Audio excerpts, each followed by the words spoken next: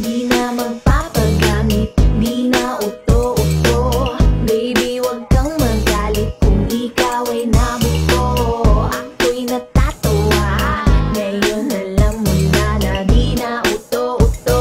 Ako'y natuto na. Paano mo nasabi na ako ay nabuko? Kahit kailan hindi ko nagawa na magluko. Ilang ulit na bang nangyaring mga sitwasyon na to? Mas pinili mo pang paandarin yung kabaliwa mo. Isang araw ako'y naligo, di pa nagsipilyo. Inisip mo agad babae na pupuntahan ko. Ilang minuto lang sa usapan tayo matapos. Naghahanap na ng lubid para ako'y igapos. Hawak mo yung sapatos na dapat isuot.